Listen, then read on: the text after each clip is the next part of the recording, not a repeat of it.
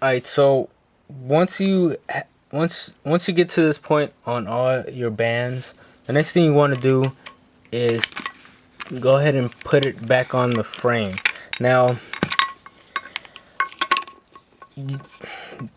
making this modification changes the way your bands are now. Instead of having a light band on the end, um, your lightest band, if you went ahead and put it back on there, you would have your heaviest band over here, and then your medium, and I'm sorry, your lightest would be in the middle, and then you would have your medium band on the side.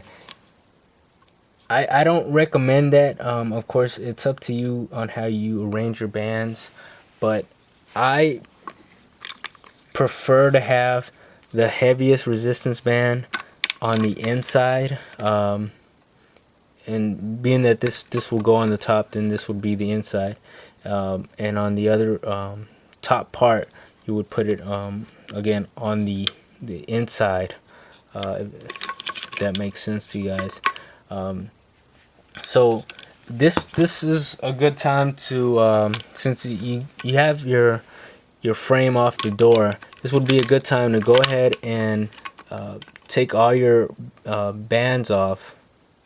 All right, using your hex, your Allen wrench, and so you go ahead and take them off and align them so that you have your 15-pound band here. I'm sorry, your Gonzo band here. You're just gonna move these over. So your 60-pound band is gonna be in the middle, and your 30-pound band is gonna be on the end. All right, and of course you're gonna have to do that for the bottom. All right, the other end of the frame, and then you're gonna have to do this for the other frame. All right, the frame that goes on, that makes up the opposite side of the X, and you're gonna have to do that on both ends of that X. All right, and the reason why you want to just have some extra room there, this is gonna sit probably right around here. All right, when you actually pull it, because you'll end up pulling it, and you'll feel like maybe it can't go anymore, but then you end up having it on the door, and then you'll notice that it'll go in just a bit more deeper. So you may see it like this here, and it may seem like it can't go any further in, but it can. Okay, and then it won't be an issue for you here. You'll still be able to loop stuff in with no problem. Alright, so this is the demo that I'll do where I'm comparing the second generation X Factor against the Gonzo Edition X Factor. Also, you'll see me use the Gonzo hook, which is this thing right here, and you'll see me use it and how quickly I can go from band to band and such.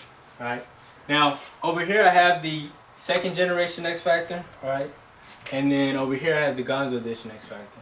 Right, so I'm gonna do the same test I did a couple of months ago, where I compared the first generation X Factor against the second generation X Factor, and basically I'm gonna just line myself with the pulleys. I'm gonna hook up all three bands and just gonna pull down at a downward angle across my body. All right. Now I will say this is a lot. Not a lot, but somewhat easier than when I did this a couple of months ago. But I've been working out with the X Factor, so I've gotten a little stronger. Maybe not so much bigger. Of course, that requires eating a lot, and that can be tough on a budget. All right, so I'm gonna come over here to my Gonzo Edition X Factor, right? And same test. Line myself up with the pulleys, and go ahead and pull across my body. Now, as you can see, can't really move it. Alright, now what's going on here? Alright, you got the Gonzo Edition band right here, or the Gonzo band I should say, right here.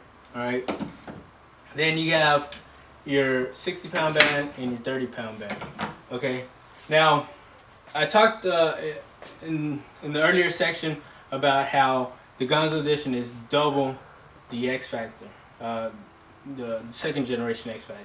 And the way I came to that conclusion is that this band right here, the Gonzo band, has more resistance than than the three bands on this side.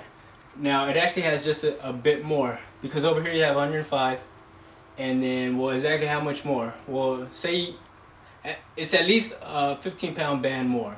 So 105 plus 15 is 120 pounds. And this is actually even more than that, because if I hook the 60 here and the 60 here and then pull on it, it's actually about the same, but actually a little bit more. Alright, so you have 120 pounds here plus 30 pounds, which puts you at 150, and then your 60-pound band, which puts you at 210. So 210 on each side. Add that up, you come out to 420 pounds. Okay. Alright, now I'm gonna show you the. I'm gonna do a bicep test and show you that. Alright, so the next test I'm gonna do is a simple bicep curl. We're gonna do it on the second generation first. You come down here and go ahead and clip on all three bands. Pretty simple with the Gonzo hook here. I'm gonna go ahead and stand with my back to the wall and simply curl.